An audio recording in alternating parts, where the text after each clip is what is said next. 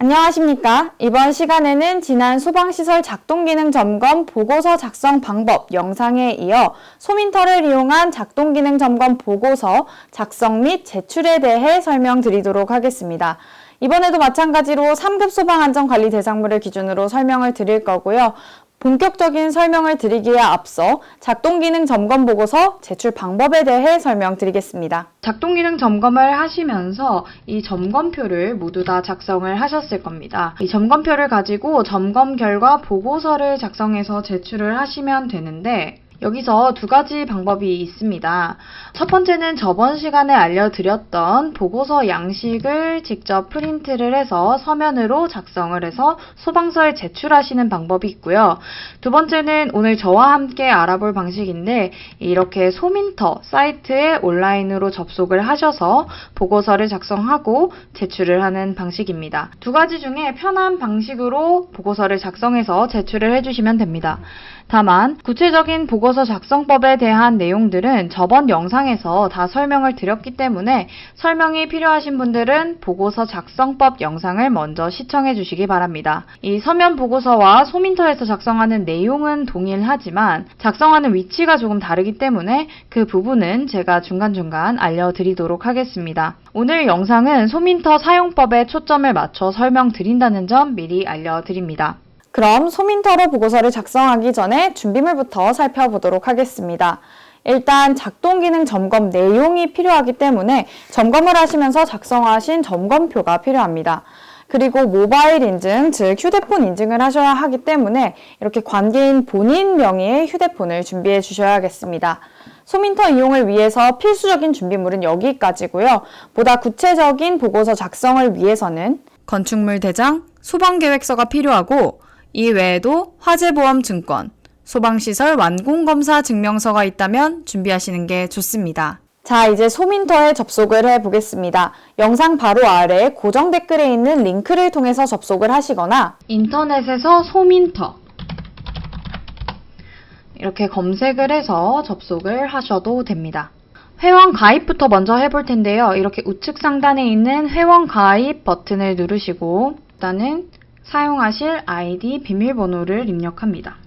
중복 확인해 주시고 그 다음으로는 휴대폰 인증을 하셔야 합니다. 그리고 휴대폰으로 오는 인증 번호를 기입해 주시면 되겠습니다.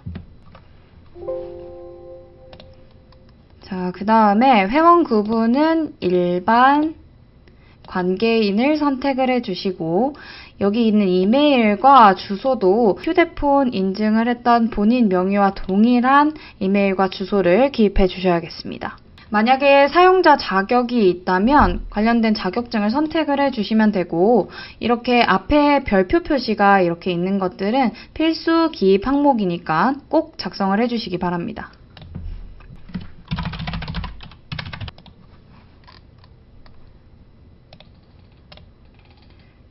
자, 이렇게 되면 회원가입이 완료됐습니다. 그러면 방금 가입한 아이디로 소민터에 로그인 해보도록 하겠습니다. 자, 로그인을 하시면 이렇게 초기 화면이 뜨는데요. 우리가 작동기능 점검 보고서 제출을 하기 위해서는 이 민원 신청란에서 민원 작성으로 들어가시면 됩니다. 이 민원 종류 중에서 맨 위에 있는 소방시설 등 작동기능 점검 실시 결과 보고서 작성을 눌러주시면 됩니다. 상단에는 총 4개의 탭이 있는데요. 우리는 여기 순서대로가 아니라 소방시설 점검표를 가장 먼저 작성을 하고 그 다음에는 세부 현황, 그 다음으로는 세부 사항을 먼저 작성을 하고 마지막으로 보고서를 작성을 할 예정입니다. 자, 그러면 소방시설 점검표부터 작성을 해보겠습니다. 일단 먼저 구분은 관계자용으로 선택이 되어 있는데 이것은 그대로 두시면 되고요. 그 다음에 소방 대상물을 검색,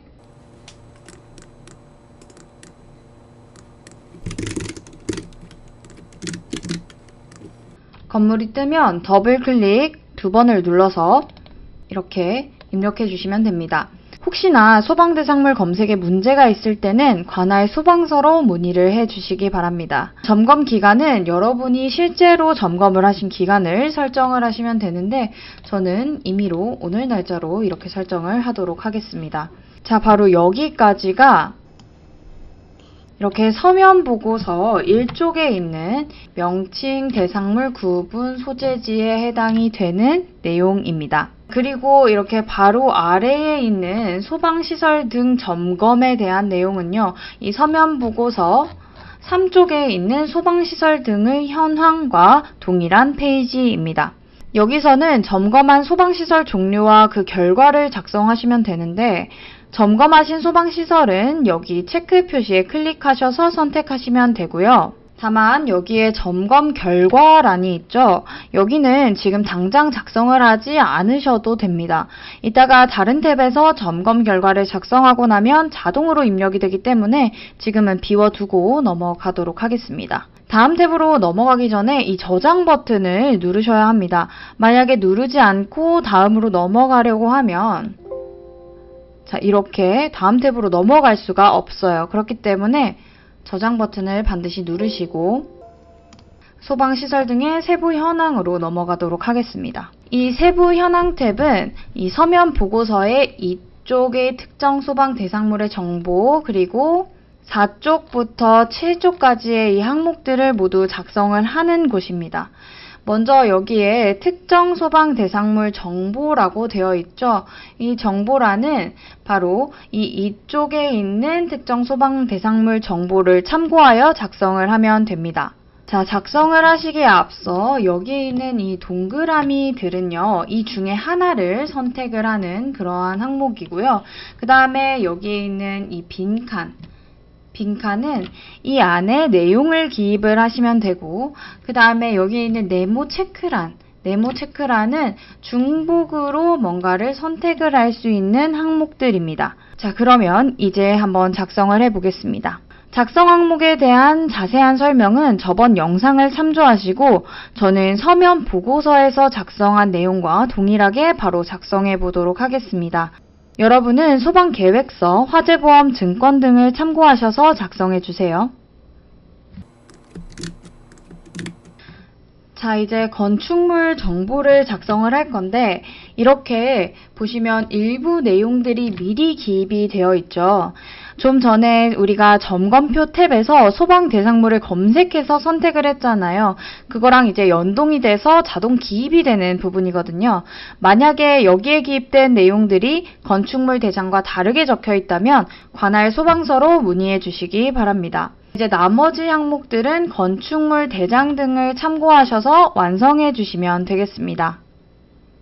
그리고 다 작성을 하셨으면 위쪽으로 올라가셔서 저장. 자, 여기에 보시면요, 반드시 저장을 하셔야 합니다 라고 적혀 있어요. 여기서도 강조를 하고 있는데 반드시 꼭 저장 버튼을 꼭 이동을 하시기 전에 눌러 주셔야 합니다. 자, 저장. 이렇게 저장을 하고 여기 특정 소방 대상물 정보 여기를 누르면요, 이렇게 선택할 수 있는 메뉴가 나타나는데요. 조금 전에 우리가 점검표 탭에서 선택했던 소방시설들이 이렇게 적색으로 선택 가능하게 활성화가 되어 있어요. 그래서 이제부터 이렇게 적색으로 표시된 이 소방시설별로 선택을 해서 세부 현황을 작성해 주시면 됩니다. 자, 이러한 소방시설별 세부 현황들이 서면 보고서 4쪽부터 7쪽까지의 내용들에 해당이 되는 거죠. 대신에 이 서면 보고서에는 쭉 이렇게 나열이 되어 있다면 소민터에서는 우리가 선택을 했던 소방시설에 대해서만 이렇게 항목이 나누어져 있다는 그런 차이점이 있습니다. 이제 점검표를 참고하셔서 각각의 세부 현황을 작성하시면 됩니다. 자, 여기서도 마찬가지 다른 항목으로 넘어가시기 전에 반드시 저장을 하시고요. 자, 이렇게 세부 현황을 다 작성을 하시면 마지막으로 저장을 하시고 세부 사항 탭으로 넘어가도록 하겠습니다. 여러분, 이 페이지 어디서 많이 보시지 않았나요? 보시면 여기에 이 부분이 작동기능 점검표에 있는 내용이랑 똑같아요. 다만 다른 점이 있다면 여기에는 우리가 선택한 소방시설에 해당하는 점검 사항만 나와 있고 그 중에서도 종합정밀 점검에 해당되는 내용은 빠져 있습니다. 그러니까 딱 필요한 것만 있다는 거죠. 점검 결과는 양호, 불량, 해당 없음 중에서 선택하시면 됩니다. 기본적으로는 모든 항목이 양호로 선택이 되어 있습니다. 자, 이제 점검표를 보시고 불량으로 체크해 놓으신 부분을 그대로 소민터에 옮겨주시면 됩니다. 이렇게 불량인 항목에 체크를 하고 불량 내역을 자세하게 기재해 주시면 됩니다. 그 다음에 이 수리 보수 내용을 체크해 주시면 되는데 자체 수리를 할지 아니면 업체 수리를 할지에 대한 부분은 현재 계획하시는 것을 기준으로 그냥 체크해 주시면 됩니다. 만약에 자체에서 업체 수리로 추후 변동되어도 무방합니다. 자, 그런데 여기서 만약에 우리가 점검을 할 당시에는 분명히 불량이었는데 지금 점검 보고서를 작성하는 현재에는 그 불량 사항이 조치가 완료된 경우도 있잖아요. 그럴 때는 이렇게 불량 내역 뒤에 현재 조치 완료되었음 이렇게 덧붙여 기입을 하시면 되겠습니다. 자, 이렇게 작성을 다 마치면 뭘 하라고요? 그렇죠. 저장을 하시고 마지막 보고서 탭으로 넘어갑니다. 여기 보고서 탭의 화면은 서면 보고서 제1쪽에 있는 이 부분과 같고요. 그리고 세부 불량사항의 경우에는 8쪽에 있는 이 내용과 동일한 페이지입니다. 여기서는 지금까지 다른 탭에서 작성한 정보가 자동으로 다 이렇게 반영이 된 걸 확인하실 수 있습니다. 이 하단에 있는 세부 불량 사항에 보면 아까 우리가 세부 사항 탭에서 불량으로 작성한 내용들이 이렇게 다 반영이 되어 있죠. 여기서 이 나머지 빈칸들도 다 채워주셔야 하는데 이렇게 우리가 기입한 불량사항 외에 점검한 설비들이 모두 양호하다 하는 항목에 대해서는 이상 없음. 만약에 우리가 점검을 하지 않은 설비들에 대해서는 해당 없음이라고 기입을 해주시면 됩니다. 마지막으로 자동으로 작성된 항목들을 포함해서 보고서를 한 번 더 쭉 확인을 하시고 이상이 없다면 저장을 하시고 이 상단에 있는 최종 제출을 클릭을 하셔서 다시 한번 모바일 인증을 거쳐주시면